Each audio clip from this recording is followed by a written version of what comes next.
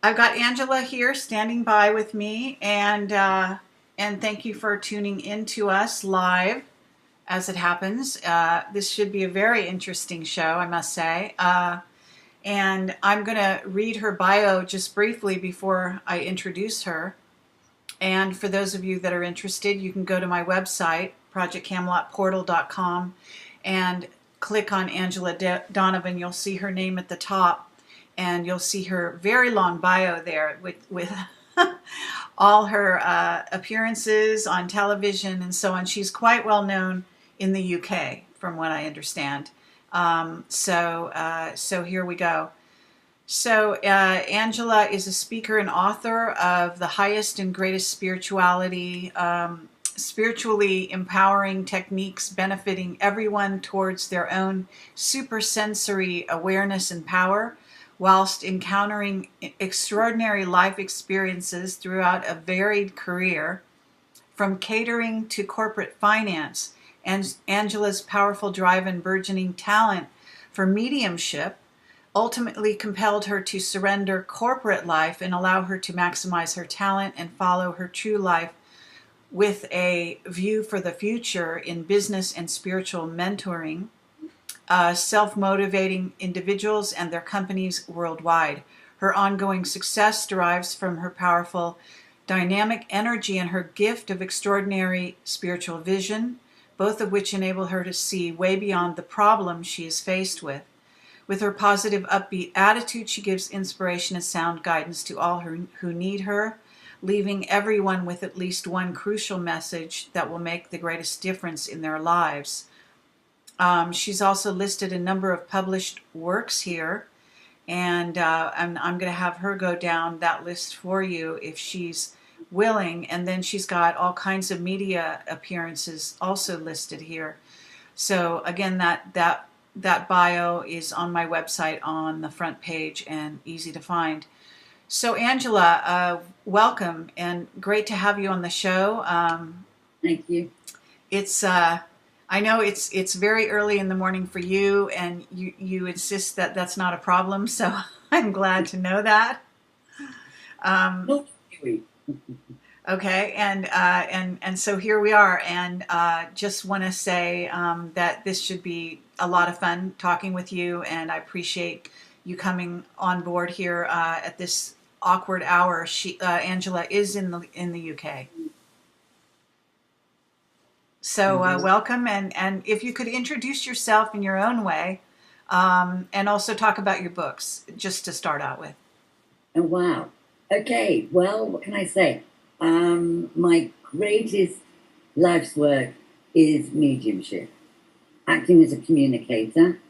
It's something that I've been doing since I first woke up at 3 years old, and has got stronger and stronger in my life.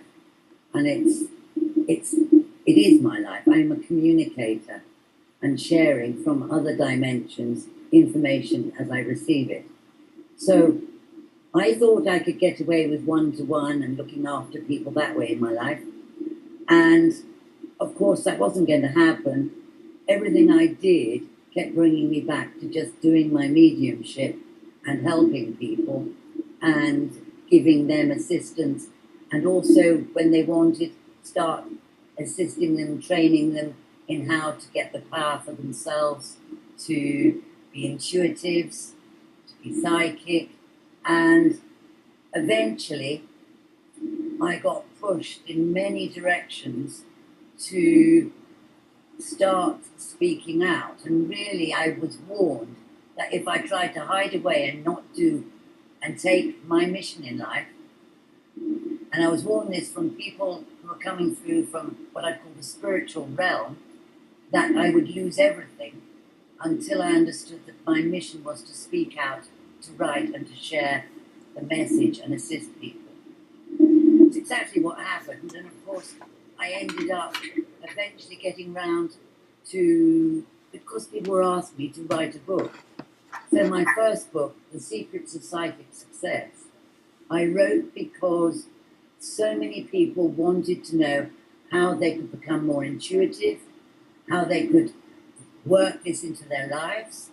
And so it was a step-by-step training manual for people to do it for themselves, even if they just wanted to have it in their lives, or whether they wanted to actually do the work that I do. And so that was my first works, and I thought I'd stop there, but of course the more I thought I'd stop there, the more everything else started to take over my life. And at the same time, I got caught up with media by what I would call accident, but nothing is, it's all a synchronicity, by a client of mine who caught me and asked if I'd do a favour and go into a TV studio.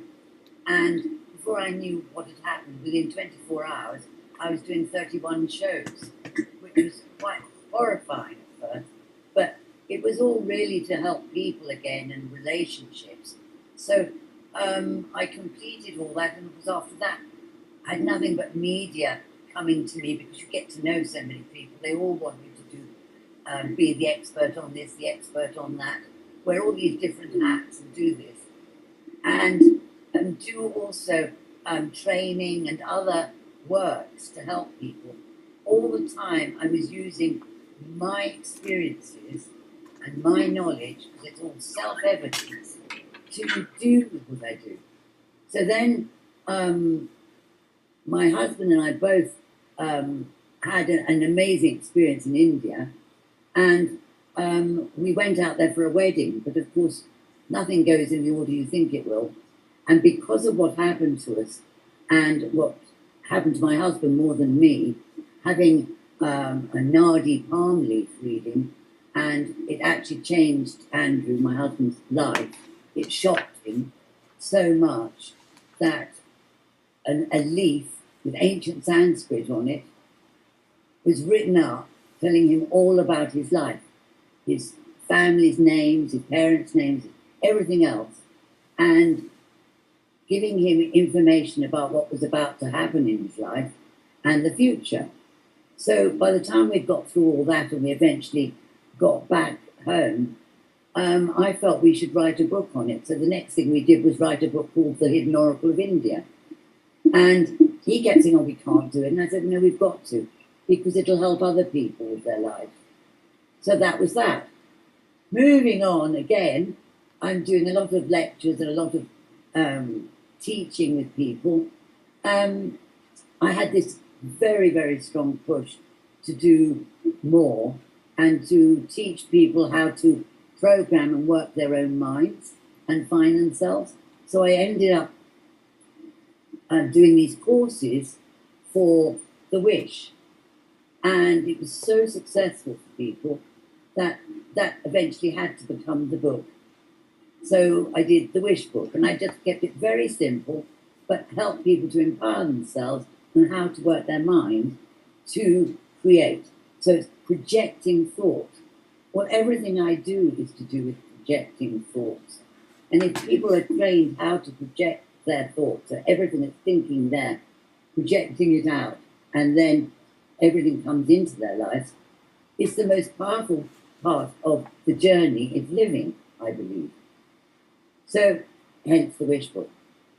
And of course, the advancement on that, which I do believe would be it when it comes to the books, is The Power of Me, which I'm in the middle of at the moment. Have I made that short and simple? Oh, okay. Well, no, it's actually quite complex, it sounds like. And I'm hoping people can hear okay. I guess it's some people are saying maybe there's a bit of interference. And then other people are saying maybe the lighting isn't the best. So I'm hoping everything is going to be all right. We're having a bit of a tiny bit of echo at your end, so I'm not sure where that's coming from, but I think it sounds okay to me. So some people. I just my sound up. Does that help? Yeah, I think it does. Okay. All right. So you mentioned your husband seeing something in India that revealed his life to him, or some elements, and that sounds very bizarre. What are you saying he found exactly? What happened was we went to a small little office and where they have the Nadis who read people from ancient Sanskrit writings on palm leaves. And what they do is they take your thumbprint, one thumb, and they look for a marking on that thumb. And when they find it, they then have all these bundles of leaves, and you go back to see them, and they go through all these bundles to find you. So what happened was, after an hour or so, there was a leaf that was Andrew. So they sit him down again, and they read the leaf to him. And it's his life. Really? I mean, and because you know him, you know this is his life, right? I didn't know all the details. Okay, but you're saying they were he's saying, or he must have said they were accurate. Is that correct? Yeah, totally. Amazing. Okay, very good. And so what it was they read, did it contain things that he didn't know about his life, or? There was one thing. They said he had a brother, and he said he didn't. And they looked at him, or the reader looked at him and said, "You had a brother. He is no more." And Andrew suddenly remembered that his mother did have a son before him, and he died. Oh, okay. He'd forgotten. But there were other things which were quite serious, and things like he was told that his mother was seriously ill at that moment. And he didn't believe she was. Ah. What else? Okay, well, now what about you? I mean, did these people read for you as well or not? Yes, they did. They always do the men first. I had a reading another day. And how was that? It was very lovely, really. They said that it was a spiritual life that I'd chosen. And that was my life's journey. Uh-huh. They said things to me I knew, like it was my last life. They told me that God had spoken to me when I was little. That's their way of putting it, because they're Hindus. Uh-huh. And I said, yes, that's true. They told me when I was going to die. I knew when I was going to go. So I said, I know. And that's true. So what you mean? They told you what? They told you the year, or what did they tell you? Or 89. how? Or did they tell you the how you're going to die? The age. The age? The age? Okay. And they said, I have to be 89, and I said, I know. So you're going to be quite old when you die. Well, of course, I knew this when I was quite little. So, of course, to me, that was ancient. Yes. Well, it actually still sounds ancient to me. So, okay. Okay, well, that's very simple leaf, really, I think. They told me that I'd have a skin problem. They told me when, and they told me I'd have it twice. I don't have problems, but of course, I forgot all about it, but of course it did happen. And I had to check all the tape recordings to check they had got that right, and they had got it right. And I did have a skin problem. It was hysterically funny. Wow. Okay. It was travelling through airports too much, I think. But anyway. So it was very interesting. But Andrew's upset was the fact when we got back to the hotel after his reading, they called him over at the reception, and they said there was an emergency call from England. And he was told his mother was dying. Oh. But the end of that story was that they said that if your wife sees her and prays for her, she will be fine. Well, we got back and went straight to see her, and I did exactly that. I wouldn't, any of us would. I mean, you wouldn't leave it any chance, would you really? But I think that really shocked him. I think there were a few other things. He was told he would have a stomach problem and an operation within a month. And he went to the doctor because he thought he had deli belly. And our doctor said, "You haven't got any problem with deli belly." He said, "But you've got the worst hernia I've ever seen and you have to go in straight away." So that was his operation. Okay, well, so when you prayed over the mother, did she recover? Yes, she did. Okay. Okay, so they were quite accurate. Yes. All right. So let's fast forward to you now in your life, and what you have done over the years is obviously appear on television and so on. So what was your area? I mean, you call yourself a medium. Do you want to describe what that means to you and how you've sort of exercised those abilities? Yes, I use the term very much because it's acting as a communicator, a go-between between worlds, between dimensions, and a medium is an in-between person who does that communication. And it's because I've received the communications from people who have passed over, so I call them in higher realms. So they're soul groupings of people who have communicated with me.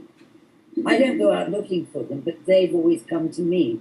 So the reason it's been perhaps helped in my life is because what I didn't say is I'm a twin, and my twin and I were totally telepathic with each other.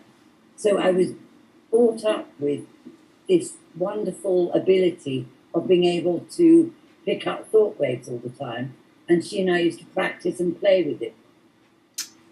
Oh, very nice. Okay, so I mean, I take it your twin is still with you. No, you're picking up correctly. She's not. She's gone. Okay. Okay. All right. Well, I'm sorry to hear that, but obviously that was quite a lovely thing to have happen in your life. Yes. Yes, very much so. We were total opposites, really. She was very delicate and sensitive and very shy, and of course I was the opposite side to the coin, really. Okay. I was out there, Interesting. And I think I would say, that lovely expression, an old soul, and I knew she was a young soul. But she was your twin nonetheless. Yeah, absolutely. Okay. But we still communicate, so I'm happy. And did you have any premonitions about her passing before she died? Oh gosh, you're picking up on things, Kerry.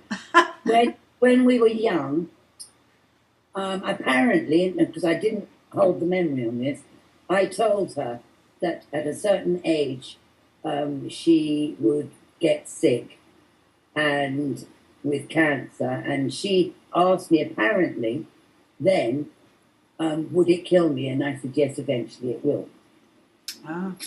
So when that happened and she was diagnosed, she reminded me. That was right. That hurt a lot. That's there's a lot of sadness if you're sensitive and you take these things on board and you can't get over it. Mm-hmm. And yet, I always feel maybe it makes me stronger. Well, it doesn't make me stronger, but it makes me feel okay because the communication is so strong between dimensions. Okay. So you continue to be in touch with her, in other words. Yeah. Okay. Now I'm sorry? A load of others, including my family. Okay. All right. Yes, I'm sure. So over the years, can you talk about, I don't know, maybe some of the people that you might, I don't know if that's private information. I know you did mention something about the royal family in general terms, and I don't want to pry into people's personal lives, but I think it's interesting for the people listening to hear, that you have done readings and so on. Is there any public knowledge? Like, have you written books about the cases, some of your cases in this way, or is it all private?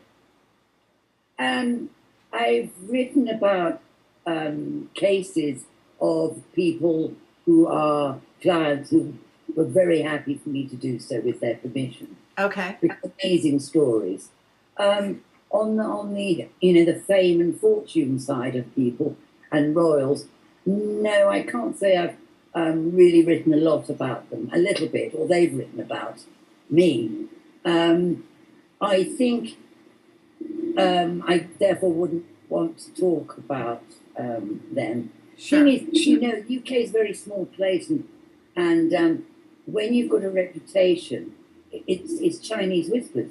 One person leads to another person to another person, and because it's such a small place, the whole circuit you meet and through recommendation, and so it's very easy to mix with those, if you like, in that certain elite group.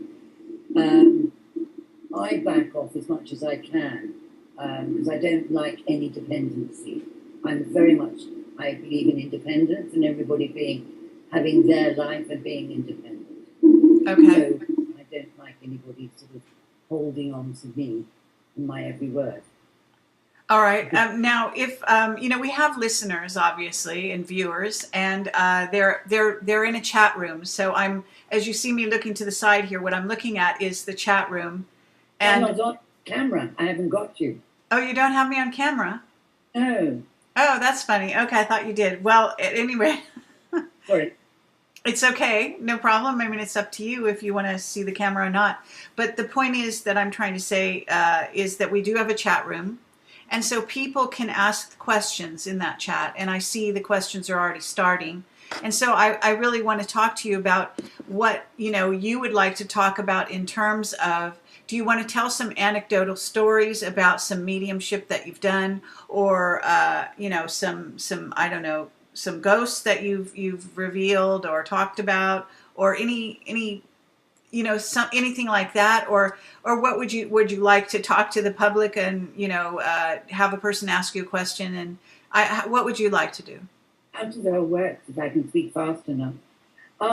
When it comes to what we call ghosts or ghost people, I have been involved in a lot of cases, and I did go and do some in Europe for a TV group, where they ask you to go and help people in their houses. Obviously, you never know where you're going or who you're going to see. And of course, if you do that sort of work, I always say no promises. I don't know if I can do it until I get there. And so I've done quite a bit of that work, and they make one very strong protocol, and that is that you have to be absolutely 99% correct, or we don't show it on TV. Wow. And they're not under rulings that we have in the UK. They're very open in Europe. So I would assess and I would survey.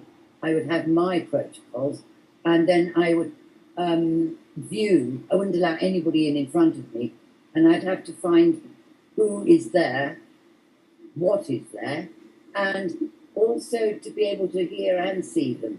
Now, I'm actually a trance medium, which means unless I can sort of bring myself down, I don't see, I only can hear. So I have to go into a light trance state to be able to start to see who's there. So it's a bit tricky because it means I have to stay safe and nobody must touch me or anything. So I have done quite a bit of that work, and it was very successful to help the people who were suffering in their homes.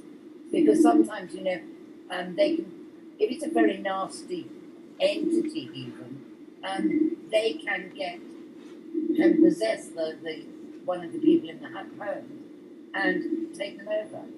And it's not very nice. So some of the cases were very interesting. So that's what I call the sort of heavy stuff. But it's very good to learn and experience and also to help people. So I've done quite a lot of that. And I didn't want it to be my speciality, if you like, because I'm a very happy person and I'm a very positive person. And I know my whole work is to experience and share with people so that they can actually empower themselves and start making a difference in their own life. And so that's the one side of it. there is some heavy stuff that I wouldn't go near on my own. And I did make certain rulings that if there was something really evil in a whole zone or club or restaurant that I've done or hotel, I wouldn't dream of going there thinking I could clear it all. I would always make sure that if it was something that serious, that I would have 2 other people to create 3 of us as like the Holy Trinity, if you like, but to make a triangle to actually be safe and to clear it. Okay. And I have had some instances where I had to take my husband and train him up to go on some work because I hadn't got any other help in time. And some people are really desperate. You know, They really have what they call poltergeist activity. They have terrible happenings going on in their home. And it really does get desperate because they get physically abused and got at. Okay. Do you encounter these, these beings, people who passed over? Do they, when you say you don't see them unless you go into a certain kind of trance, but you hear them, so you hear them, I don't know if you call that clairaudient or not, but are you seeing a picture in your mind at all, or is it only audio? No, I can see it. You're quite clever there. I do see a picture in my mind, but I do put myself into light trance in order to be able to see more. I have to. But the sounds are very strong because there are physical goings on, manifestations all around the place usually. Okay. It can be quite scary for people. Right. And are you also something of a exorcist? Do you do exorcisms? Well, I'm certainly not a priest, and actually they do a very different job. They seem to want to ban certain entities, and they don't really help them. But I have done a lot of that because if you've got people stuck in houses, they're stuck there for some good reason, and they're desperate because they don't really know where they are. And they think you and I are the intruders. So we've got to understand what's happening here. And so I actually talk to them like us talking, and just say, look, you actually died. What happened to you? Go through the story with them and actually tell them, look, I'll help you. A door can open in a dimension. It doesn't open for long, and you can leave and you can have your freedom. And there are people there who will meet you and help you. And some of them are so, I was going to say something rude then, but so stuck, and their minds are so really bad. I've had terrible sort of arguments and fights with them. But okay. All right. You're a barrister, you have to sort of sit there and really work with them to get them to leave. So, I haven't been doing that now for a year or 2 because I've been busy doing so many other things. So I've sort of been going up, rather like going through school and hopefully going up a ladder, but progressing on to do other works because of what's happening in our wonderful world. And so many people are shut down, and assisting people to, all the seekers, to actually empower themselves and literally be able to be out there so we can actually create this united front consciously. So I've been more involved in that. And of course, having communication now from people coming through from the dimensions, ETs and EDs, to work with them. Okay. So it gets even more exciting. All right, very good. Now, are you? Do you do sorts of facilitate as a kind of a therapist for people that would like to come to you and be, have past life readings or any of that sort of thing, or if they think they're having contact with races of ETs, but they can't see them, or they're getting information, but they don't know whether they can trust it. Is this the kind of thing you will tap into? Will you have a dialogue then with the entity or with the ET in contact with the being, the person? In other words, I given that you can't talk about specific cases, but you could in general terms talk about sort of your procedure when you think somebody has contact and they get in touch with you and they want you to do something. What do they want you to do, and what do you do? Well, currently, I still, as I said, do my mediumship for a number of clients. Nothing like I used to in numbers, but because people want to come back, even if it's once every 10 years, would you believe? And I still do, I do some healing work, which is literally just sending out projections of energy to assist people with their own bodies. What else do I do? Mentoring for business for clients, because I can see the future pattern that's going to take place. So I always call it with a view of the future. Okay. And because I've been in business, it does assist me to be able to benefit others on that. And then on top of that, I help work with people on what they need in their lives to progress and to be in charge of themselves. So when it comes to ETs, I've not had a problem with the communications that have started to come through over the last 3-4 years. It's almost like because you can tell whether they're how it feels. If they feel good, are they in truth? Are they here for the benefit of humanity? Because not all are, and we know that, and we have to use discernment. And I often think, can they cope with the humour? Can they cope with our way of being? And are they here to help us? And I think if I can help people with that, I would do so. Because I do get a sense, as I'm sure you do, intuitively know, if they're good, bad, or ugly. Coming in on top of me. Okay. Who may be a communicator. Is that all right? Yes. It's just that I won't notice. So you'll just have to warn me it's happened. Well, yes, I think that might have been just happening just then. Right. And also there will be a pink colour possibly that suddenly takes over in my area. Okay. It happened the other day, and we had some amazing footage. But anyway, sorry. Okay, so I don't think people heard that. She was just saying that there could be a woman coming through her, an ET, she thinks perhaps, and that there may be an overlay from time to time during this session. So we'll just see what happens. Okay. Yeah. All I'll right. go pink apparently first. Okay. Okay. So, but when you're saying so in theory, you're not necessarily having others contact you who are having ET contact, but you're having your own ET contact. Is that correct? Yeah. Yeah. Okay. And it's very strong. It's okay. It's all around our where we live, and my darling husband is also seeing physically dimensional changes going on in the fields around us, and he's been filming it. Oh yes, okay, very interesting. Yes, I think you mentioned that to me. Okay, when do you want to talk about when you say? Do you see you yourself see dimensional changes in your environment? Yes. Yes. Okay. Can you describe what you're seeing?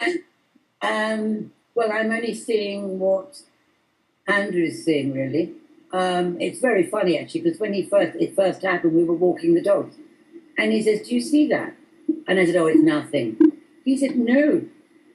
Look, everything's changing, and look at the vehicles that are coming through the dimension." Well, I had to run home and get the camera, Muggins and the dogs, and run all the way back again and give him the camera while he stood there. And so he managed to catch half of it on film. Something's going to be starting to happen in a minute because I'm getting the sound. Yes. Sorry. Is that all right? It's really interesting because if I say something, it seems to stop and get Yeah. clear again. So, Everybody, if things happen. yeah, okay. Well, this is, I mean, this is the kind of thing we're talking about, and obviously, my listeners are used to, I think, in their own life, many of them have contact, many of them have awareness of other dimensions and all of that. So they also think that there's some feedback going on, but I think that there's more than that. So I appreciate that. That people may think they have an electronics sort of solution for the problem, but I have to tell you that based on all the interviews I do, I can, I begin to tap into what's going on, whether it's an electronic problem or not. This appears to be something of an entity, but we probably have we've got some government interference as well. And so that that also compounds things. So, okay. So at this moment, would you like to talk about some of the themes in your books? There's a number of directions we can go, or you can, I can have questions, from the chat, and then you can answer the questions, that sort of thing. So where would you like to go? If you have people who would like to ask questions, they're so welcome. And that can send me off on a tangent, which is fine. Okay. So everyone listening, if you want to ask her something, please do put them in caps, and I'll go through and read what I can see here. There have been questions actually from the beginning, so let me see if I can go back up here in case we miss anything.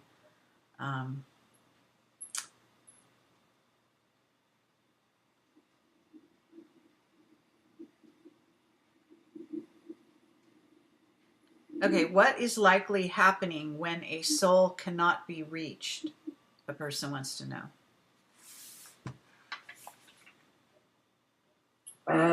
You mean somebody who really wants to have a message from that soul? It sounds like it. Possibly. Because there are many reasons a soul can't be reached. They've moved away. They don't wish to communicate as a human soul with a human body that's moved over, or depending on timing, it's rare here, probably more in Asia. They've come back into life very fast. Another life. Okay. And I guess the person who wrote that, if you want to elaborate, then we can kind of go down that road and see where that goes. So are you willing to state what kinds of ETs you're communicating with? Do you know what race of beings, for example? From the Pleiades. From the Pleiades. Pleiadian. Okay, and can you see them? You may be in a minute. Seriously. Okay. Okay, but do you see them? Only have done it. This has been very, very recent in the last 3 months. No, okay. A bit longer. But yes. Okay, and can you describe? Are they male or female? Are you having interacting with more than one? 2 male and a female, but I've only had communications. Actually, mainly telepathically, I send up the projected thought to receive an answer. So that can happen regularly now. Okay, an answer, is this a question you would have, or an answer for what? I seem to be connecting, what's it Andrew said to me? So I seem to be the agent. So, for instance, if you came and stayed here, it would all start to happen for you. Okay, so it's coming through you, but it's not necessarily to do with you. Possibly not. Okay. It does seem to happen all around here. And then you could go away and it won't stop happening for you. Mm-hmm. Okay, now but it does seem to be important. There are 4 of us involved.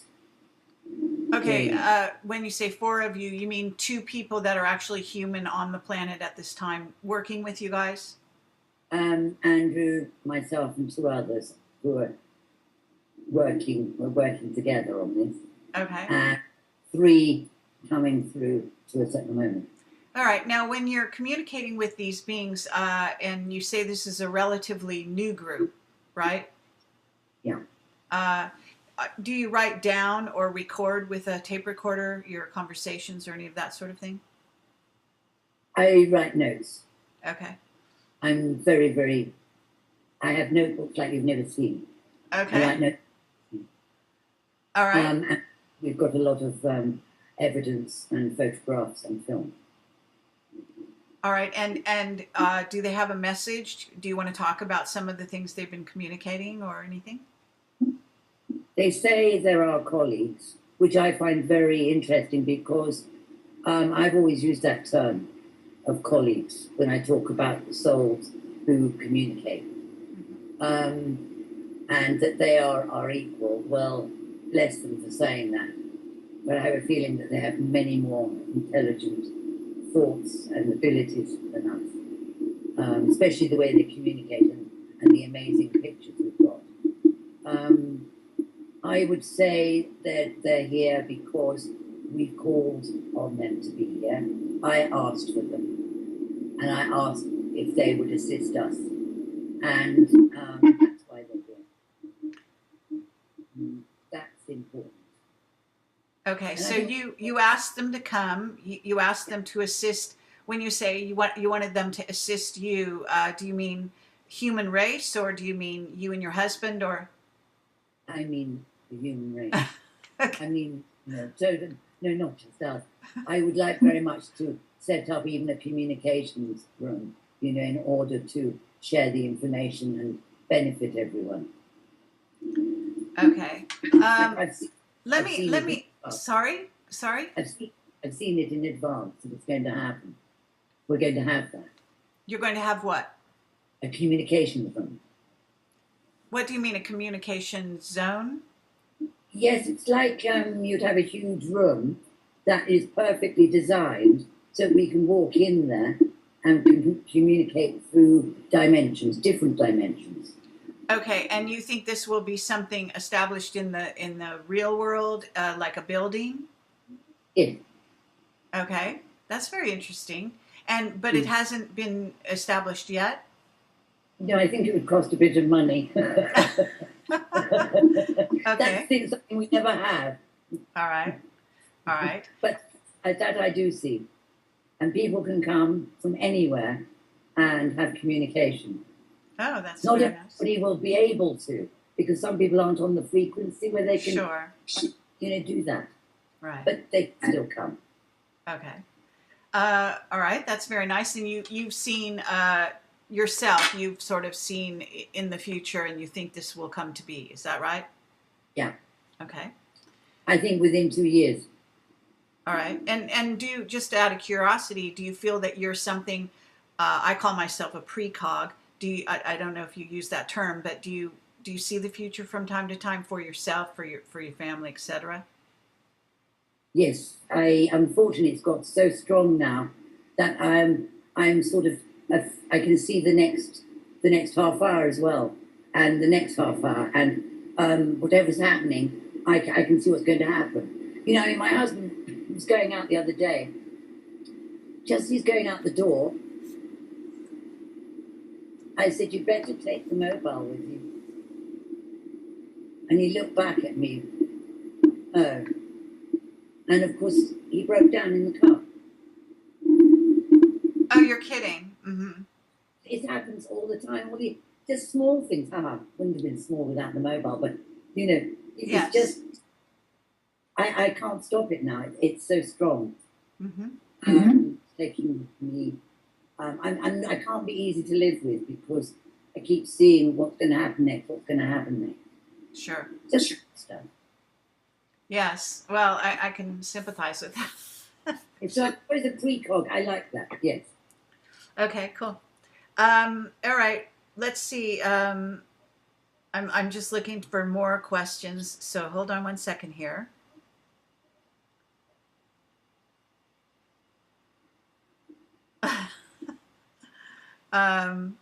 What did your husband film?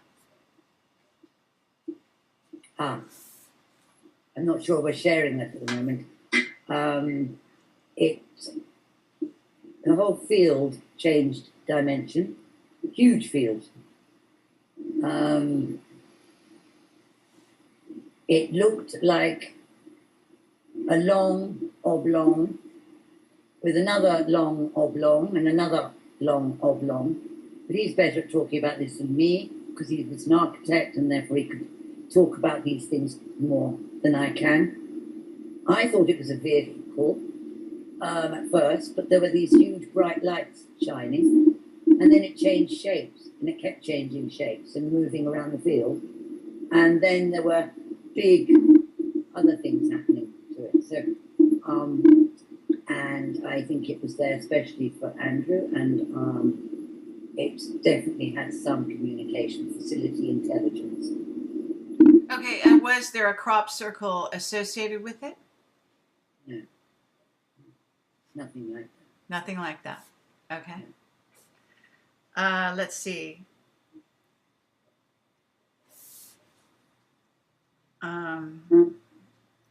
Okay, again, if you have questions, just, type them in all caps. It seems, this person is saying, it seems our lives are in a sense predetermined. Is there any way we can change the course of our future, specifically with preconceived death, disease, or harm, etc.? That's a small question. Oh dear. I have people who have difficulty with what I have to say on this because I go on my experience over the years. I believe that we chose our lives and every detail of our lives is all part of it.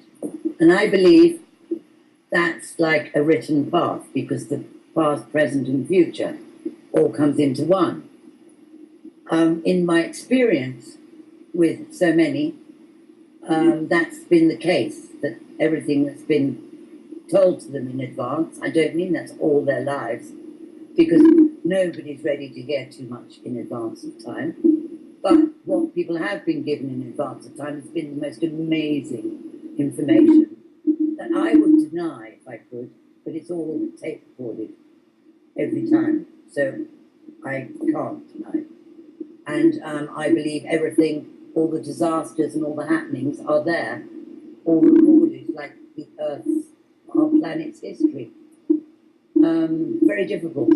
Our learning, if we're supposed to have an illness and we're supposed to recover from it and learn from it, that's what we chose for the progress of our soul. That's what I believe. But, I know I'm alone on a lot of that. So I back off. Okay. Well, I mean, for what it's worth, I think that that's quite true. Actually, recently had a person, I think it was a physicist, talk. I'm not sure if it was though, but it's someone talk about seeing. We actually live from the future back. In other words, we've already come from the future, and we're actually living our life, in a sense, having already seen it. So in that sense, we're writing it as we go, but we're doing it from the future. If you can, it's a little convoluted, but it sounds a bit like what you're talking about, and it resonated with me as an explanation. It's quite a clever way of putting it, I think.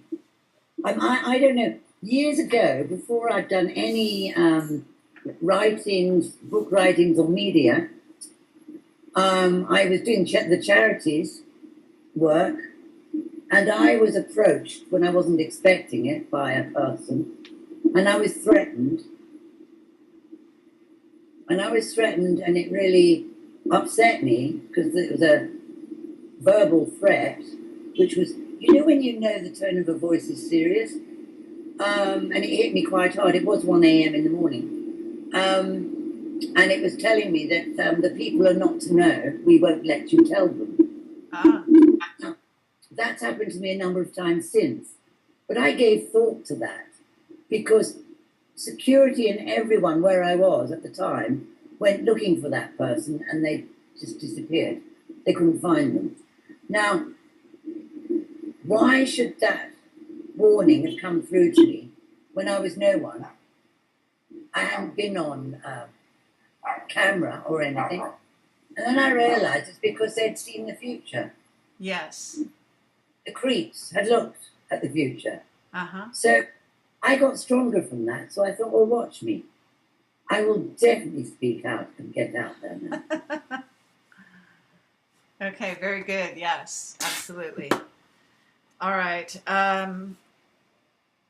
So let's see. What ET races are the Chinese working with? I don't know. No idea. Well, I'm intrigued by some of the potential races.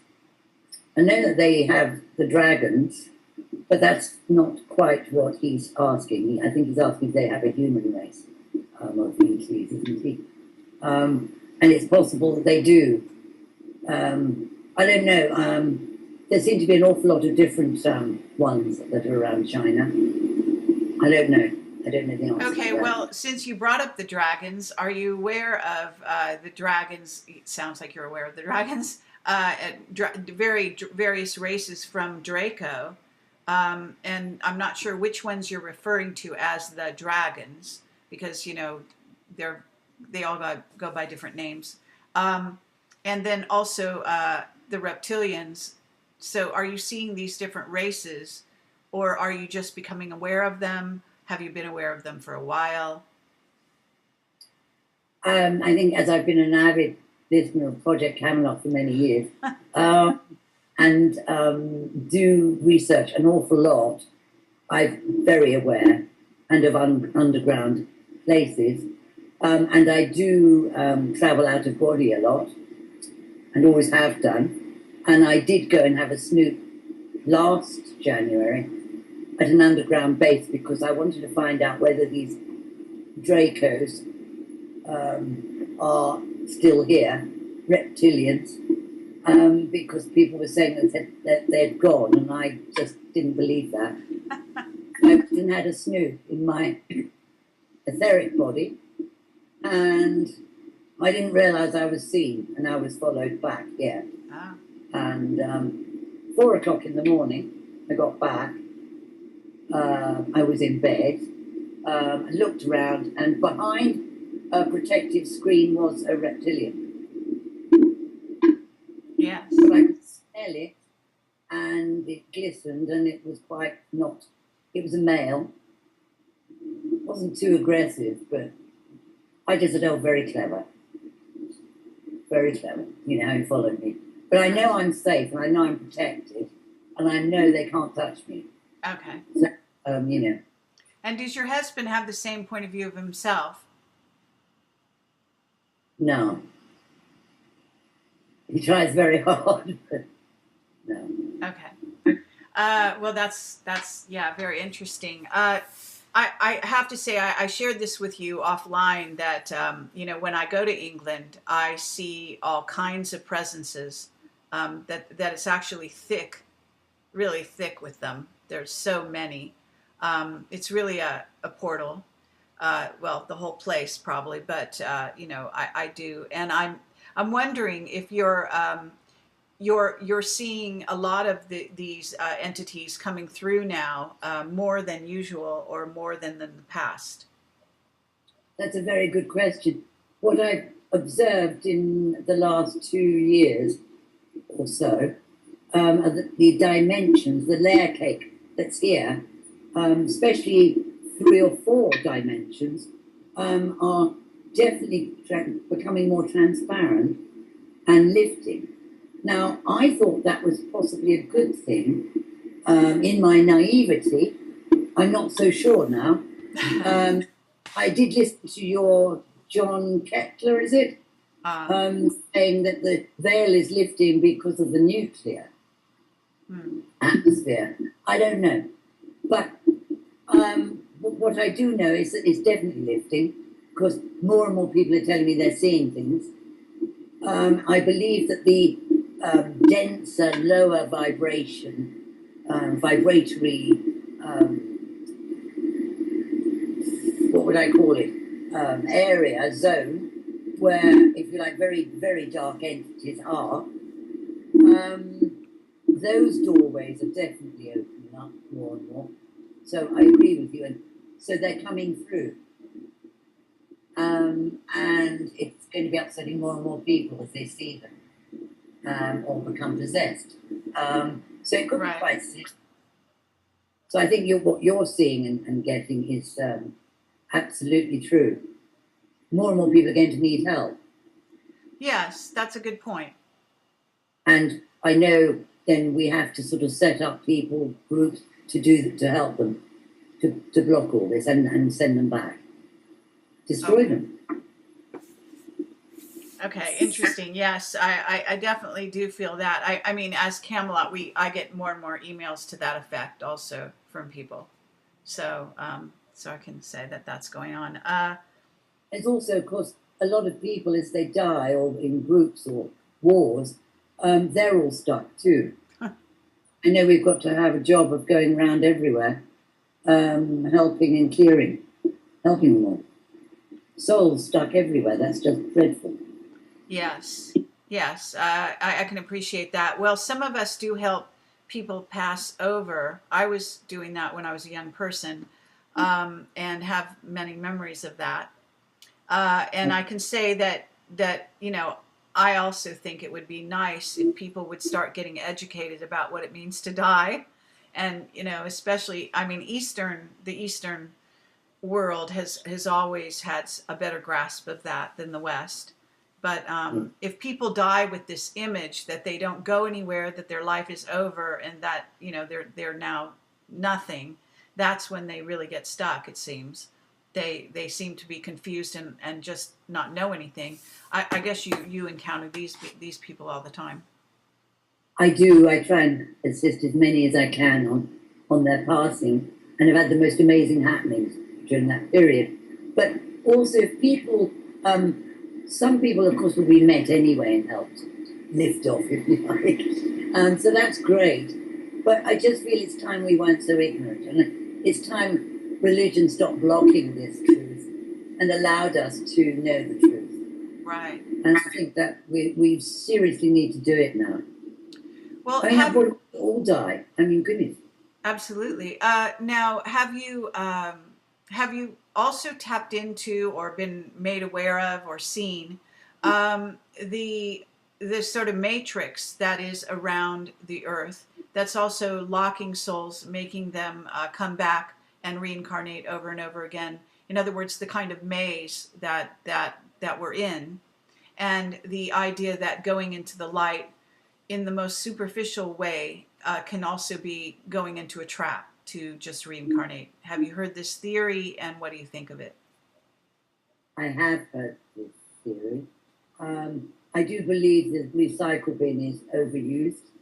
So that's what you're saying. And I do believe that most are definitely trapped here. So even if you're going into other dimensions when you die, and higher realms, they may be higher, lighter frequencies, but they're still attached to planet Earth. And so that's where it would happen, as you're saying. Do I know any who have actually had lift off and gone to their nirvana? I know of them, but not in recent times. Okay. I do know we're going to be able to clear that. I do know it's going to be free before my passing. Are you aware that Earth has become an ascension planet? Yes. Okay. Okay. I really believe in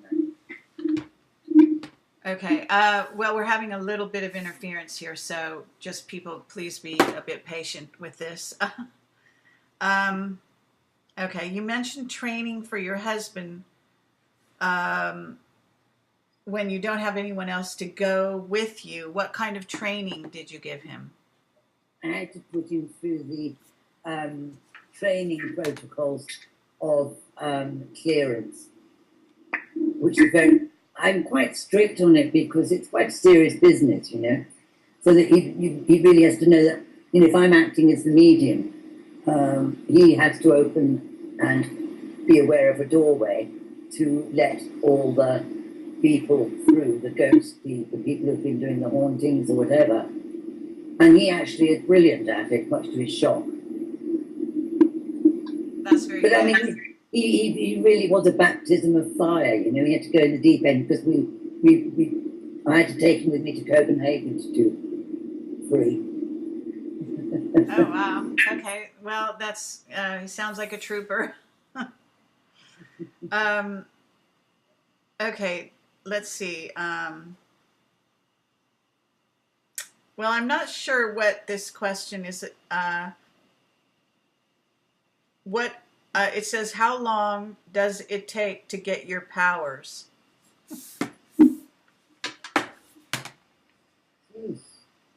You know, it's all a matter of, if you're seeking to have that knowledge and know, then you're already halfway there. So it's working at it and changing your everyday life to shift it so you use your powers. You have to practice and exercise it. So everybody talks about it taking a lifetime. Well, I don't actually agree with that. You know, yes, we progress and get better and better, or should do.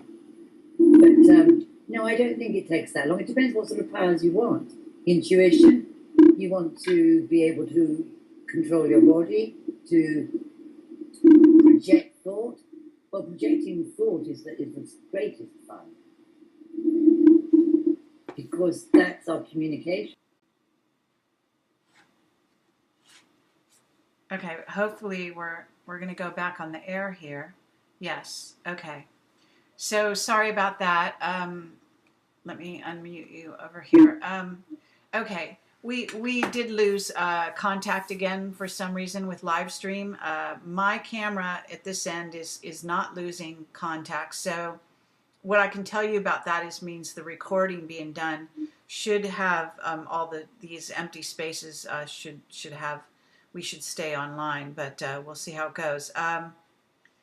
Let's see. Do you know who can do a naughty leaf reading for me here in the United States?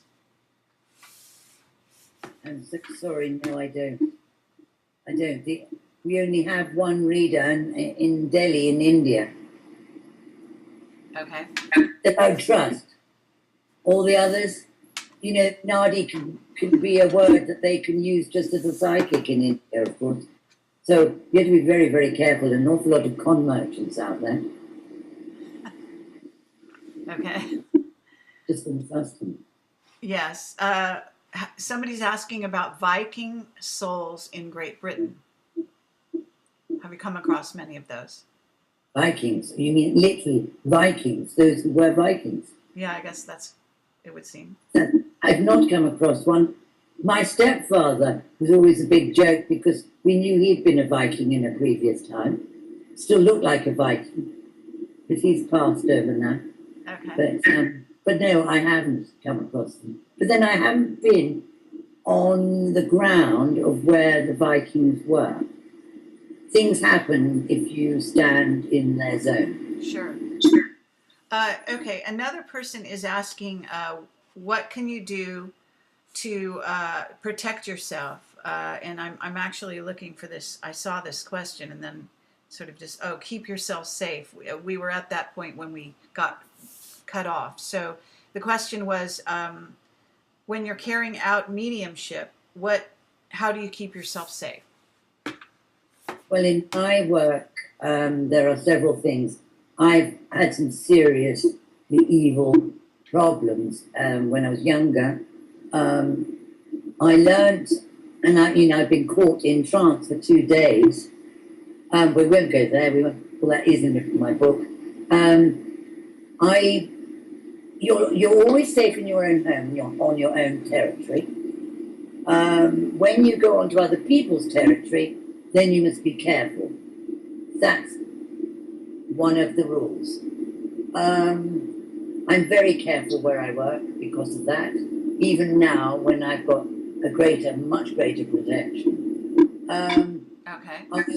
I have worked with energy, and I said that in my books, and I know how to create the protection. I'm a happy person, I'm a positive person, and I have humor, and that actually helps benefit you, gives you power and strength and a field of protection. I know the whole area where we live is protected, but for anyone, they have to, if they get fearful or depressed, they lose their protection. Anything on the negative front, entities feed off you. You shouldn't do the work. Okay. So I think, do you want to give anyone some techniques? Are there any special techniques that you use to put yourself in a protected zone? If it's literally for a mediumship, I mean, there are certain techniques that I've even got on YouTube, I think, to use to protect yourself and stay protected, and be in a golden ball or cover. But if you're doing the work and you're opening, if you like, your consciousness up to do the work, then I would say to you that you need to work with your thought, project out, and to be able to visualize a protective field around you. But you have to remember that you also have to be keeping on a high frequency in order to stay tuned. Yes. Okay. I do use a prayer, if you like, want to call it a prayer, and ask also, or command my own protection. Your camera's gone off, Kerry, did you know that? Okay, yes. Well, we're having some interference here. I was hoping perhaps that would use a little less bandwidth to turn it off. If you don't mind, I'm going to try that because we're having some issues. Okay. Somebody wants to know what you think of Bashar. Are you familiar with Bashar? You're going to have to tell me who Bashar is. I think his name is Paul Anka or something like that. I'm not sure the name, the real name. He goes by the name Bashar. He's on YouTube, so you can look him up after the show. He's somebody who is being he is a medium of a sort. He is letting through an entity called Bashar, in essence, who he communicates then and answers questions in the crowd and so on. Does he change his voice and everything? A bit, yes. Not too extremely, because he does talk a bit like this anyway, but his voice gains volume and he seems to, exude a different energy to some degree.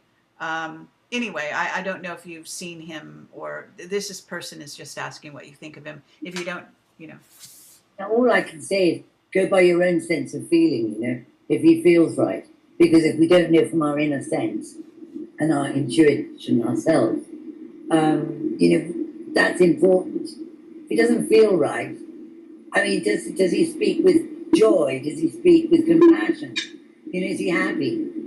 Or is it very serious? I'd start laughing if he's very serious. But, yes. I don't know. Okay, well, this is crazy.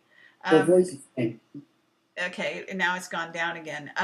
I've had this problem in England before. It seems like we're going through a pipe in the ocean. It's really wild. There's something to do with the piping between America and England. I don't know what it is. No, it's not. No, it's not. I do a lot in America. Depends what we're doing. I think it's because of what you and I are doing, talking like this. I see. Okay, well, that's very possible. Okay. So somebody says, do you think ordinary people can be a medium also? I think every one of us has a talent, and none of us are ordinary. We're all unique. It was my mission to come into this life to do this work, and I knew that. Is it your mission to do that? Give thought to that first. If it is, you can do it. You ask. Ask the souls. Ask them if they wish to come in and communicate with you. Then you'll know. Okay. Yeah, I mean, there might be a caveat there in terms of whether or not you think you're stable, a stable soul to begin with, because there is quite a bit of risk when someone becomes a medium, wouldn't you say? Yeah, very much so. Okay. What is the best way to raise our frequency? Someone is asking. Firstly and foremost, I keep reminding everyone that you've got to have some happiness and joy in you. If you have laughter, your frequency is raised in the moment of the laughter. That does assist. And love and compassion within you really does assist.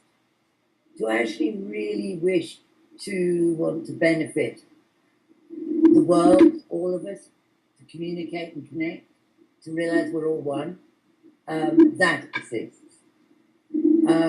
Raising your frequency for good reasons allows you to communicate with other dimensions. That's the truth. So how do you do it?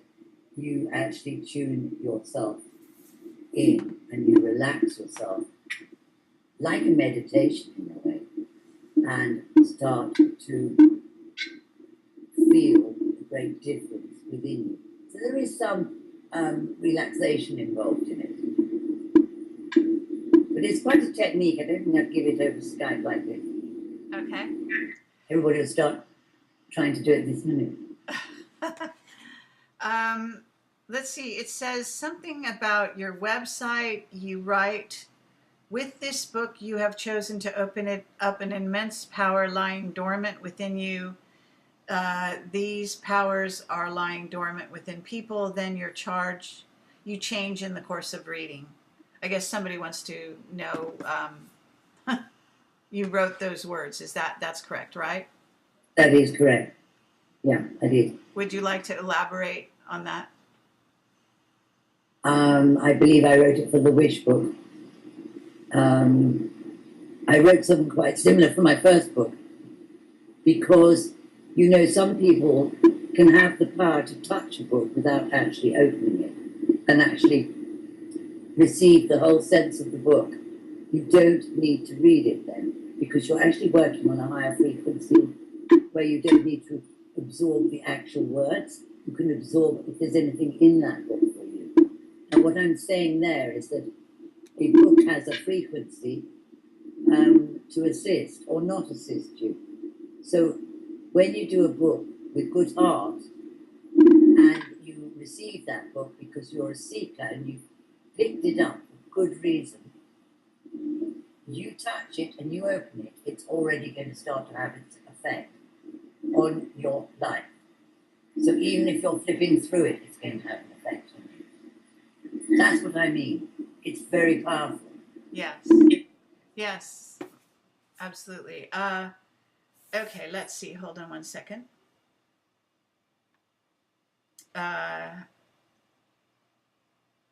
Is something about we have come back from the past to change the future. Actually, it's more like we come back from the future to change the past. But however, what is what is a star seed, or can you talk about star seeds? I've never used that terminology, so I know a lot of people do. We're talking not in a language that I would communicate. Okay, I think that the person relating to a star seed is relating to children that are coming into this incarnation during these years and possibly in the last, say, 20 years. Well, I've worked with quite a number of children who have this supersensory ability and are some genius too. And in fact, I did one for a TV with some children. But I would say a lot of them are being blocked, a lot of them are being closed off. And can we do anything about that? Not really, not unless the parents are aware and want assistance. But the ones who are making it through are incredible. And I've come across quite a huge number. And I don't know the percentages of how many.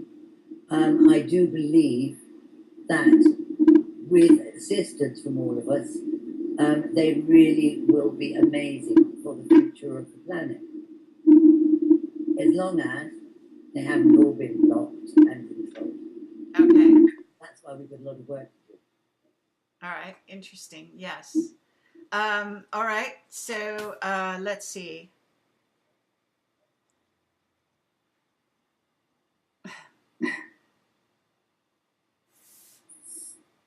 It says, I don't know, you have something about Johnny Depp on your website, is that right? Yeah. Do you want to talk about that at all? I'll tell you one thing. It's quite funny, actually, when I went to a hotel, early hours of the morning, get this, I was doing a favour. You know, I didn't know who I was going to see, by the way, the first time I met him. I was asked to do this favour by some people from LA who run him, I suppose, or whatever. And I got to the hotel, and I'm in a jumper and jeans, and I get met, taken up the lift, and to one of the top floors, very nice. And already I know there's a problem. And I'm thinking, we're going to have a problem because I've arrived.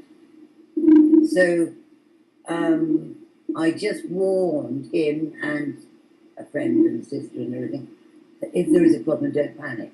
If anything happens, do not panic, it's all okay. Because I'm in trance, you see, so I can't stop anything. But of course, the obvious then did happen, and all the electrics went on the whole floor. But you see, this hotel happened to be a hospital in the past, and there are a lot of people stuck there. And so that's very sad. Yes. Yeah. It did freak them out. It is terribly funny to me, because I'm used to happenings. Especially when I said to them, you're going to have to escort me out the building, because I can't get in the lift now alone, because they'll leave me shut in there. So, you know, bonkers took me, which they did, bless them. This was about 3 hours later, of course. 4 hours later. So... But no, so that I can tell you. Well, were you able to help the situation? No, you can't do things like that unless you're asked. No, but you weren't asked? You were invited to come up, but weren't you invited to help the situation, or no? No, it was only for him and his family and friends.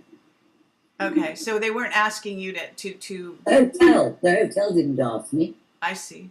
If the hotel had asked me, I would have. I see. Okay. But that's not. I would have needed help. Oh. There are many dead people stuff there. Oh, well, that's very sad.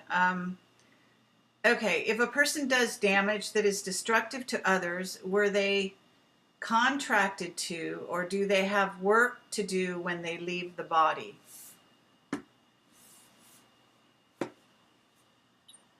I think that person knows the answer to that question. It's really obvious. It's what we do to ourselves. We hold the truth. We know what we've done. So when we leave our bodies, we go through the whole of that and what we've done. So yes, there's work to be done. It's a self-awareness and self-work we have to do. Okay. Let's see. Hold on. Sorry? It's all right. Something's going to come through. Do you want to say something? No, no, it's all right. Sorry. Okay. All right. Let's see. This person writes, we're living in a very tumultuous world now, so any advice for us ordinary folks? Again, let me, I have to say here, there are no ordinary folks, so you may categorize yourself that way if you wish, but I highly advise against it, because you are not ordinary by any stretch. And if you're listening to this, you're even less ordinary than someone who's not ordinary.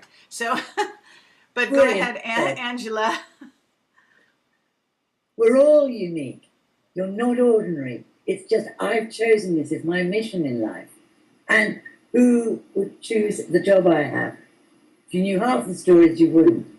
So you're not ordinary. I'm delighted that you've been doing another job, and that's your talent.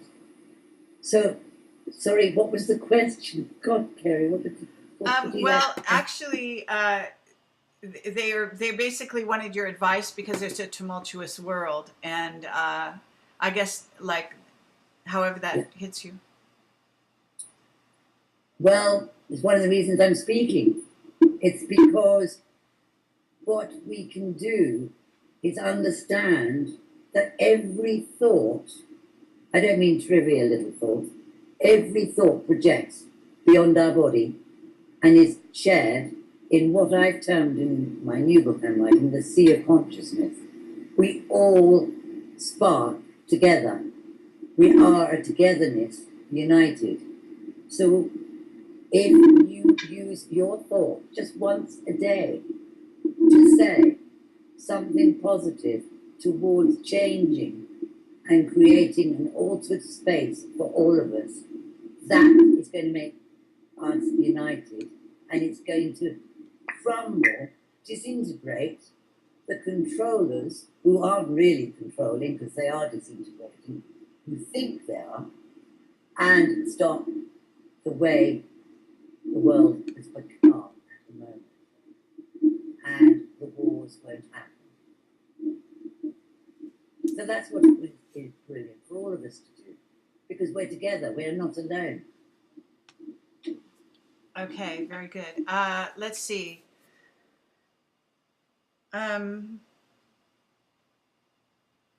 Do we protect ourselves? How do we protect ourselves from negative entities? And what is the protective screen you've mentioned that a reptilian was behind? I don't know. I'm no techie. I don't know. It was like a TV screen or a computer type screen. Seemed to be flat, but it may not have been.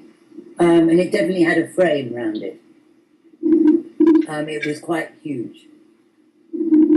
Okay, and let's see. I guess the first part of that question, how does one protect oneself from negative entities? I think in part you kind of answered that a little earlier, but if you wanted to say any more words in that regard. I would say just remember, negative entities only come near you and feed on fear and keeping you in fear, or keeping you low and feeling bad or depressed. They can't come near. Happiness, joy, laughter, energy, positivity, empowerment. Know you're strong. A couple of kids who were having a problem with a nasty entity, telling them to tell it to go away. It works. It did work. So, okay. All right. Let's see. And you know, at this moment, we've been going for about an hour and a half, give or take. So we generally go for about 2 hours, and so I just wanted to give you a heads up. And I am going through the questions. It is, as it happens, we have many people asking questions. So, I'm are you okay with that? very happy. Okay. And if there's something you want to talk about that's not being asked, feel free to, talk about that. Let's see. What about sleep paralysis? What happens to us on a spiritual level? Oh, it's an interesting one. In my experience, I would say to you, it's literally moving in and out of the body astrally. Sometimes when you come back into the body, you haven't slipped in very well, and you can go through sleep paralysis. I don't know what the timing is, but it seems like ages, and it could be just 30 seconds or 1 minute maximum, and it's very frightening. But it doesn't last. You can command and tell yourself that it's not going to happen before you go out, when you go to sleep, and tell your body. If you speak to your body, there's one little technique I would say to you, and that is speak to your body like it's the vessel, rather like the glass of water. You will do this, you will do that. If I'm going to project thought onto my water, I'm going to say, you will restructure and be healthy and give me vitality. So I would suggest talking to the body that way too. That's what I teach. Okay.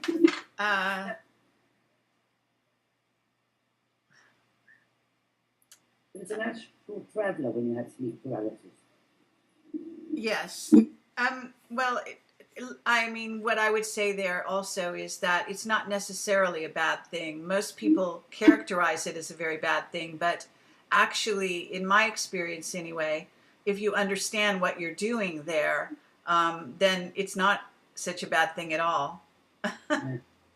And, assuming it's not some ET coming to abduct you, and that's a different kind of paralysis. I would say definitely it is. The other thing, of course, is the shaking of before you go out of your body. Often there's a shaking of the bed. Mm-hmm. Or you think it's the bed, it's your body, actually. And before you leave, your body has liftoff. Yes. Mm. Yes, absolutely. About dying, can she talk about the steps and give advice about how not to get stuck? Well, to know about dying and that there is everlasting existence, life, is the first hurdle. Secondly, to just feel safe and know that you can put the thought out before death, or even now, so that you know you've done that deal, that you are met and taken to the realm where you can go through some healing and you can be free. And you'll never be dismissed or left behind. Never. You'll be helped. And dying, it's a blessing for most of us to just trust that you are safe. There is life after death. It's amazing. It's where we came from. We go back. Okay. Let's see. What about sleep paralysis that happens to us, feeling like I'm being blocked or pushed down? That's not really the same as paralysis, is it? If you feel that you've got pressure on your chest and you're being sat on, or some things on top of you, I would say then there's another being in the room. Another being, that's good, that sounded good, didn't it? There's a being in the room that is doing that to you, putting pressure on you. And I would say it's one you need to say to tell it to get out and go and leave, and you're not welcome. Okay, and here's a person who wants to know, when did you first become aware of your gift? When I was 3. And what happened when you were 3? Oh, that's when a man came and talked to me and called me. And talked to you? Like voice, if you like. And what did he talk to you about? Called me And when he told me to remember my journey. Oh, I'm going to sneeze for some reason because I'm talking about that. That's good, isn't it? So. Okay, so a man came and talked to you about your journey and wanted you to remember Yeah. it. Remember your journey. Remember what journey? The one yes, for the past or the one from the... The journey of this life. Ah. Which, of course, you know, that had an effect on me. Most beautiful voice. I couldn't see him. I was looking behind the tree for him. I would say that changed everything.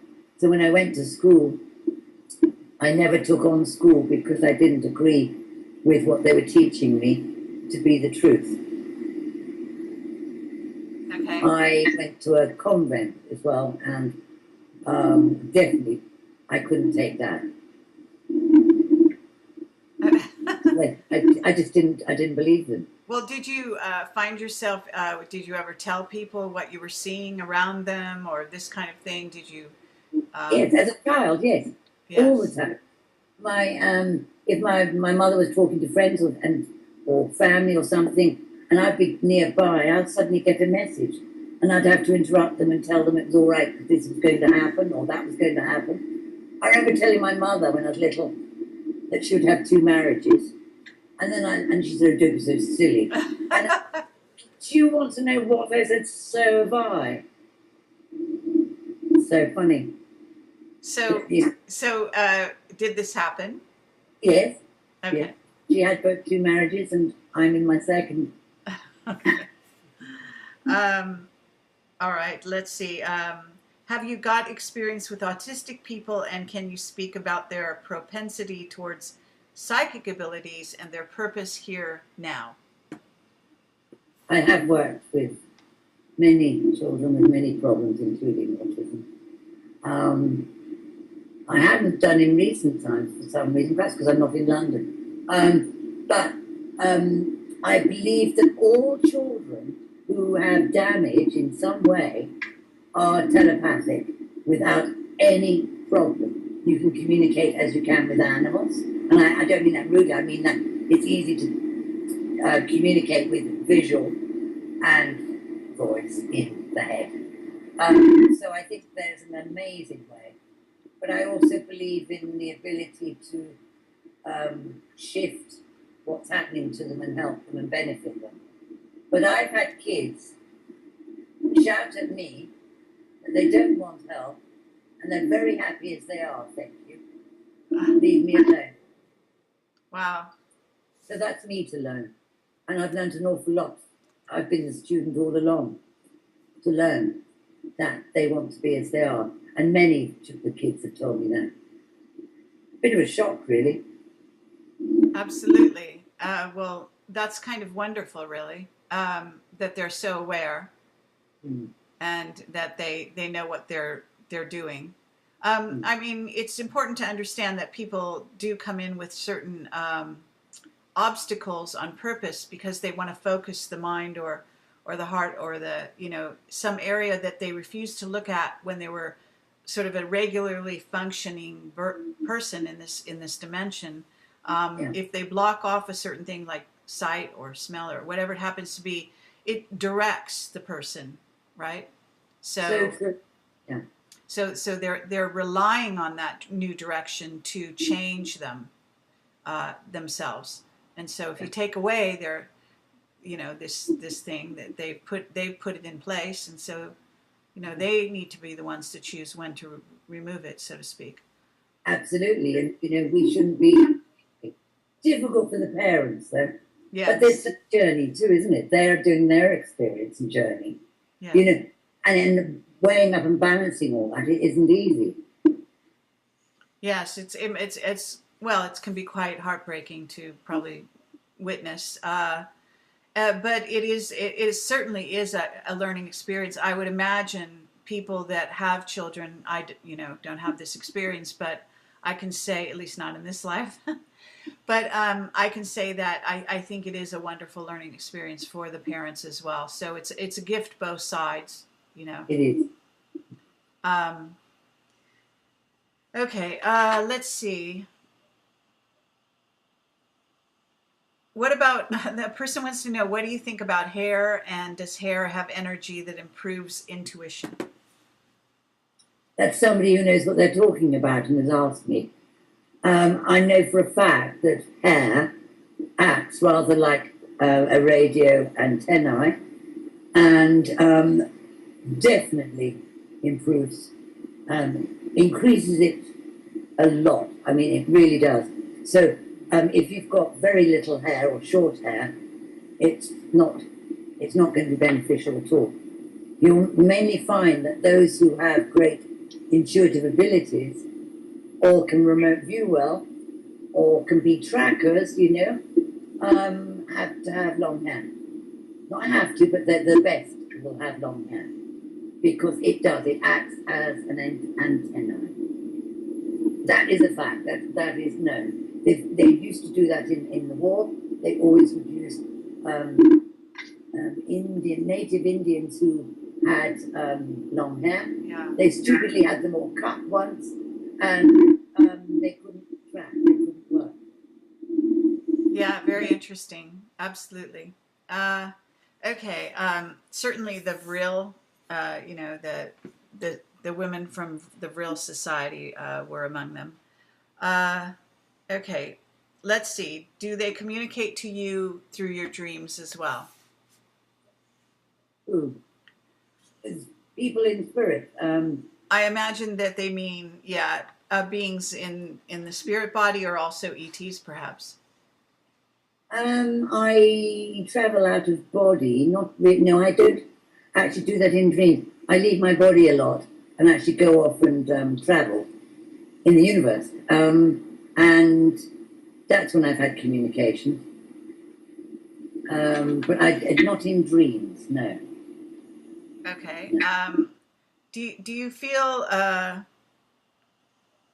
not sure. I think the person misspelled the word closer. I guess she's asking, or whoever this is, do you feel closer to Gurdjieff, Blavatsky, or Crowley? It's an interesting question. That's the first one is. I'm so sorry. Am I being ignorant? They're saying they're asking if you, as a person, feel closer to one of these three people. I don't know the first person. Oh, you don't know Gurdjieff? Gurdjieff, no. Oh, fascinating, lovely man. But anyway, Gurdjieff, Blavatsky, or Crowley. Do you want to, yes, since you know those other? Yes, and definitely not Crowley. I certainly wasn't into his arts and his intrigues. Not my cup of tea, let's put it that way. Blavatsky's always fascinated me, and her knowledge of the Himalayas. So I'm quite warm to her. But it's a matter of, you know, our perception and the frequency we're on as to the frequency they're on, isn't it? Gurdjieff, I wish I did know. I'm so sorry. It just shows you how naive I am. I really don't know many people. No, I mean, he was a lovely a spiritual teacher, and he's written some very interesting books, so I do recommend them. Okay, let me see. And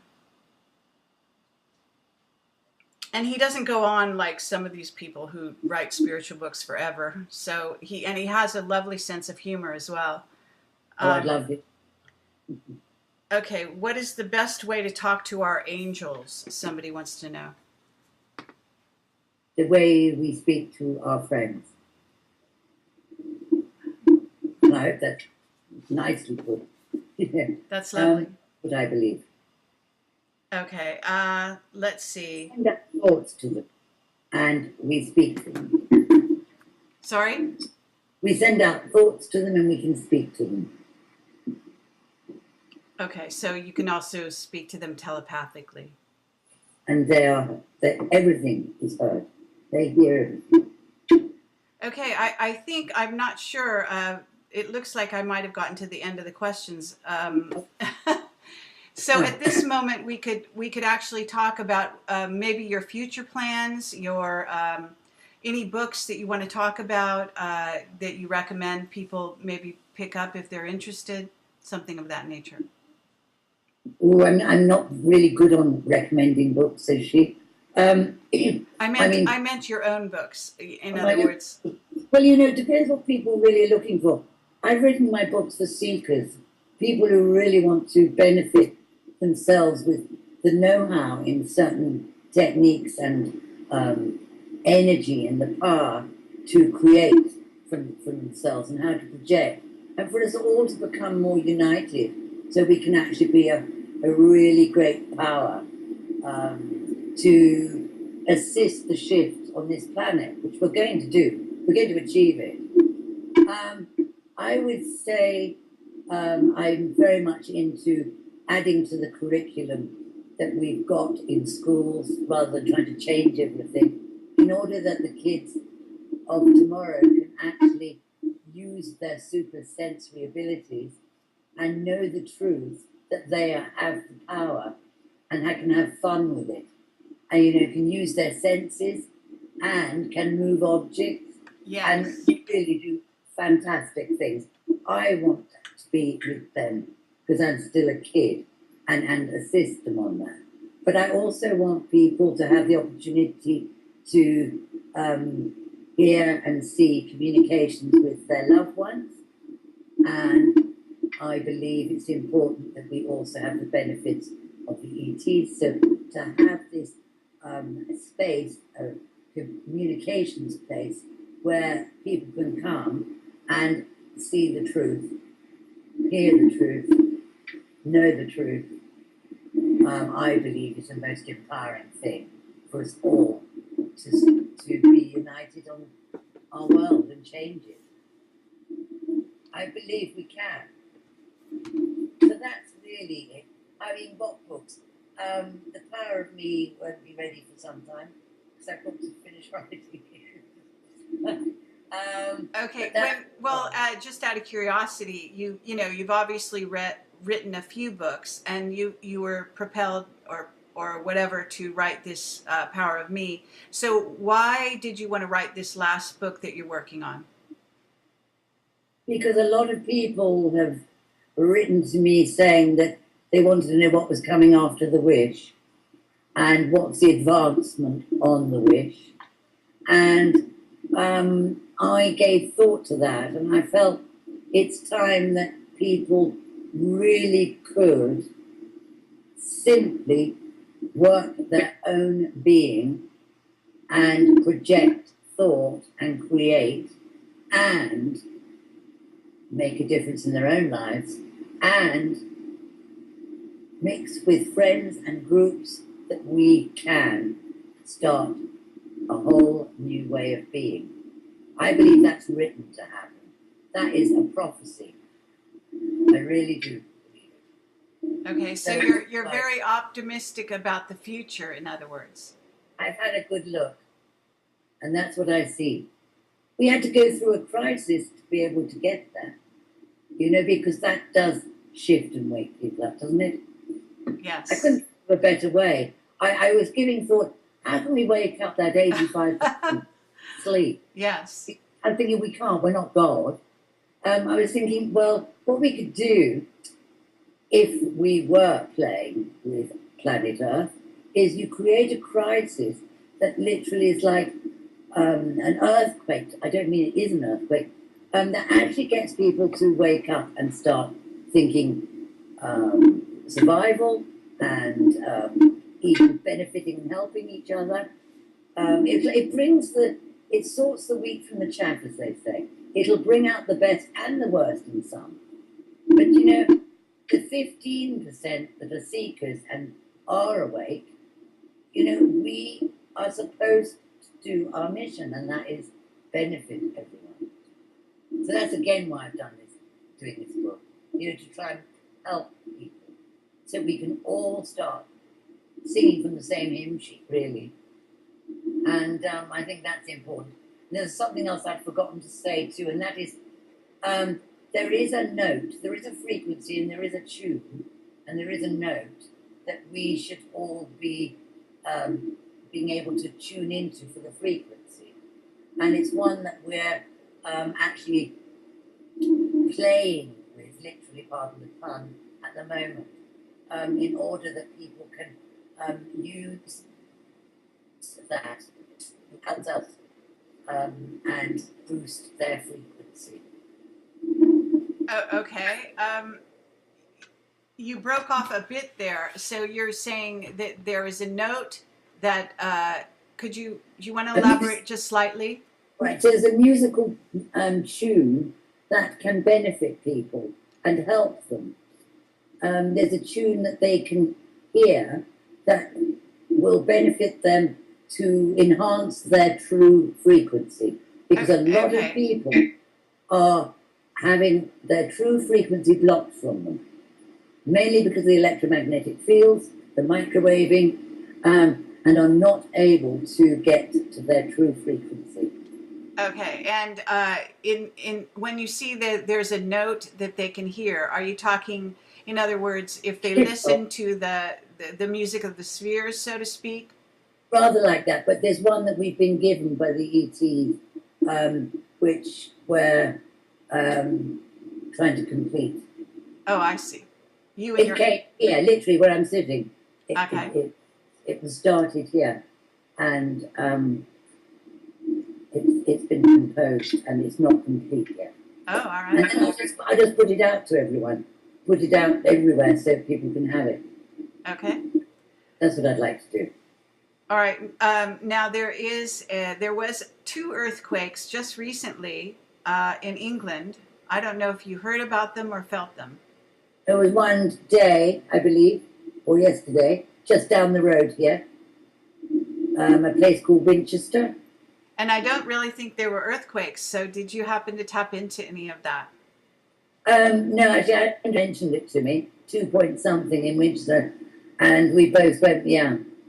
I bet it wasn't, well, let's put it this way, not an earthquake as in an earthquake, a natural earthquake. I agree with you. Okay. But I haven't given any more thought. But I don't trust anything underground listening. Yeah. I've met too many people who have been underground and seen things. Okay. Well, lovely. All right. So, well, I guess we're kind of at the end of the 2 hours at this point, and the questions have ended. So I would say that this is probably a good place to stop. I want to thank you so much. You've been, absolutely lovely and charming, and I think that people are already saying in the chat, thank you so much. So, thank you. Having me on. Absolutely, and as I say, the information to find her website, you want to give it out over right now as well. It's AngelaDonovan.com.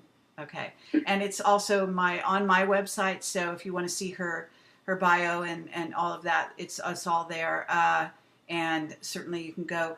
They can buy your books through your website. Is that correct? No, I'm not into all that sort of stuff. Right. Really. So is it on Amazon? Yes, they're on Amazon, and yes, they're all 3 on Amazon. Okay, excellent. All right, yeah. So we'll try to have you back again in the future, and thank you so much, Angela. Oh, I very much enjoyed it.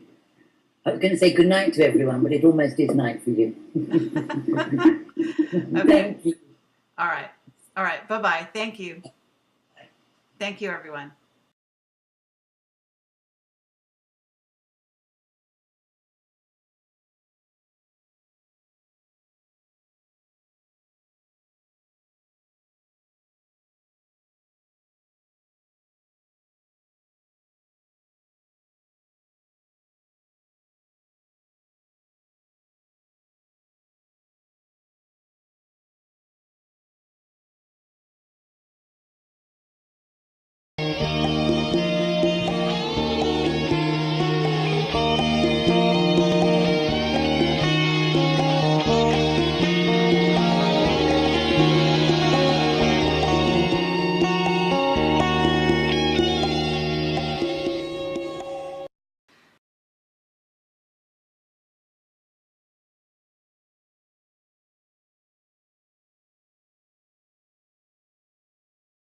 I've got Angela here standing by with me, and thank you for tuning in to us live as it happens. This should be a very interesting show, I must say. And I'm going to read her bio just briefly before I introduce her. And for those of you that are interested, you can go to my website, projectcamelotportal.com, and click on Angela Donovan. You'll see her name at the top, and you'll see her very long bio there with all her appearances on television and so on. She's quite well known in the UK, from what I understand. So here we go. So Angela is a speaker and author of The Highest and Greatest Spirituality, spiritually empowering techniques benefiting everyone towards their own supersensory awareness and power, whilst encountering extraordinary life experiences throughout a varied career, from catering to corporate finance.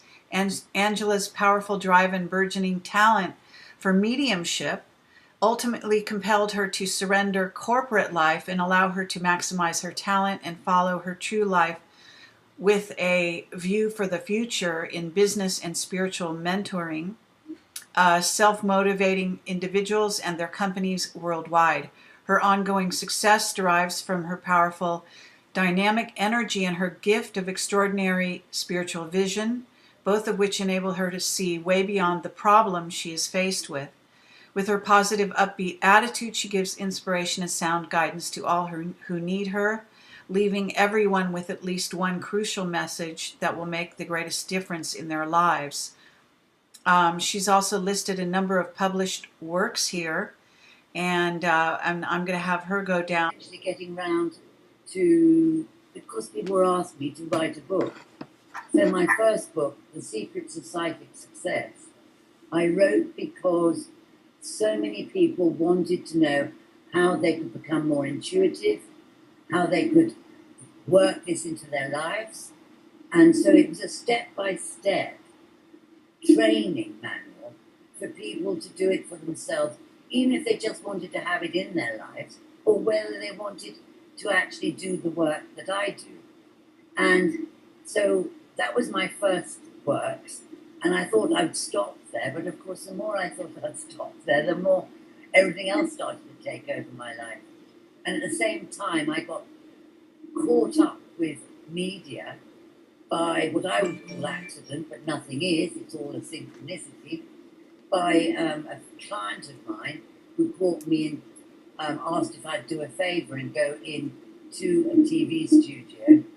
And before I knew what had happened, within 24 hours, I was doing 31 shows, which was quite horrifying at first, but it was all really to help people again and relationships.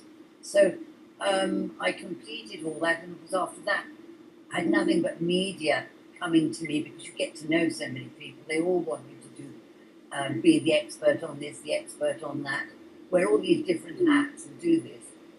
And do also training and other works to help people. All the time I was using my experiences and my knowledge, because it's all self-evidence, to do what I do. So then my husband and I both had an amazing experience in India, and we went out there for a wedding, but of course nothing goes in the order you think it will. And because of what happened to us, and what happened to my husband more than me, having a Nadi palm leaf reading, and it actually changed Andrew, my husband's life. It shocked him so much that a leaf with ancient Sanskrit on it was written up, telling him all about his life, his family's names, his parents' names, everything else, and giving him information about what was about to happen in his life. Saying he found exactly. What happened was, we went to a small little office, and where they have the Nadis who read people from ancient Sanskrit writings on palm leaves. And what they do is they take your thumbprint, one thumb, and they look for a marking on that thumb. And when they find it, they then have all these bundles of leaves, And you go back to see them, and they go through all these bundles to find you. So what happened was, after an hour or so, there was a leaf that was Andrew. So they sit him down again, and they read the leaf to him. And it's his life. Really? I mean, and because you know him, you know this is his life, right? I didn't know all the details. Okay, but they were you're saying they were he's saying, or he must have said they were accurate. Is that correct? Yeah, totally. Amazing. Okay, very good. And so what it was they read, did it contain things that he didn't know about his life, or? There was one thing. They said he had a brother, and he said he didn't. And they looked at him, or the reader looked at him and said, "You had a brother. He is no more." And Andrew suddenly remembered that his mother did have a son before him, and he died. Oh, okay. He'd forgotten. But there were other things which were quite serious, and things like he was told that his mother was seriously ill at that moment. And he didn't believe she was. Ah. What else? Okay, well, now what about you? I mean, did these people read for you as well or not? Yes, they did. They always do the men first. I had a reading another day. And how was that? It was very lovely, really. They said that it was a spiritual life that I'd chosen and the future. So by the time we got through all that and we eventually got back home, I felt we should write a book on it. So the next thing we did was write a book called The Hidden Oracle of India. And he kept saying, "Oh, we can't do it." And I said, "No, we've got to, because it'll help other people with their lives." So that was that. Moving on again, I'm doing a lot of lectures and a lot of teaching with people. I had this very, very strong push to do more and to teach people how to program and work their own minds and find themselves. So I ended up doing these courses for the Wish.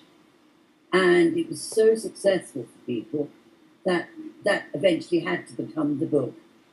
So I did the Wish book, and I just kept it very simple, but helped people to empower themselves and how to work their mind to create. So it's projecting thought. Well, everything I do is to do with projecting thoughts. And if people are trained how to project their thoughts, so everything that's thinking there, projecting it out, and then everything comes into their lives, it's the most powerful part of the journey of living, I believe. So, hence the Wish book. And of course, the advancement on that, which I do believe would be it when it comes to the books, is The Power of Me, which I'm in the middle of at the moment. And I made that short and simple. Oh, okay. Well, no, it's actually quite complex, it sounds like. And I'm hoping people can hear okay. I guess it's some people are saying maybe there's a bit of interference, and then other people are saying maybe the lighting isn't the best. So I'm hoping everything is going to be all right. We're having a bit of a tiny bit of echo at your end, so I'm not sure where that's coming from, but I think it sounds okay to me. So some people. I just my sound up. Does that help? Yeah, I think it does. Okay. All right. So you mentioned your husband seeing something in India that revealed his life to him, or some elements, and that sounds very bizarre. What do you on that list for you if she's willing? And then she's got all kinds of media appearances also listed here. So again, that bio is on my website on the front page and easy to find. So Angela, welcome, and great to have you on the show. Thank you.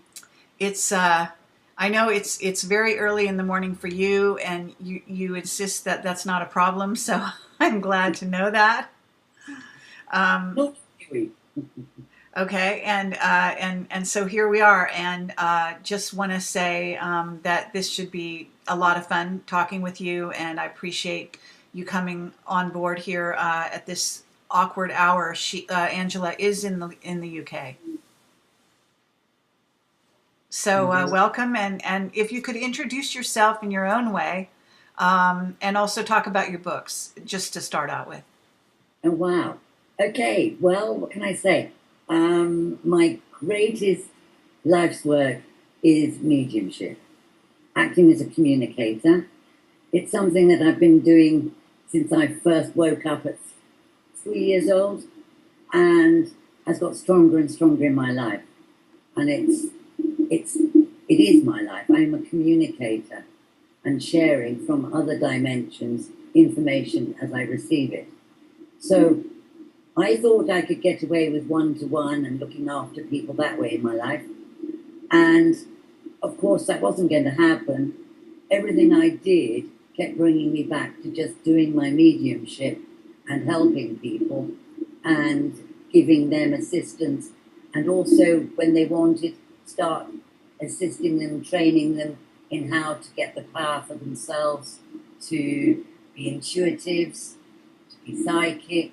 And eventually, I got pushed in many directions to start speaking out. And really, I was warned that if I tried to hide away and not do and take my mission in life, and I was warned this from people who were coming through from what I call the spiritual realm, that I would lose everything until I understood that my mission was to speak out, to write and to share the message and assist people.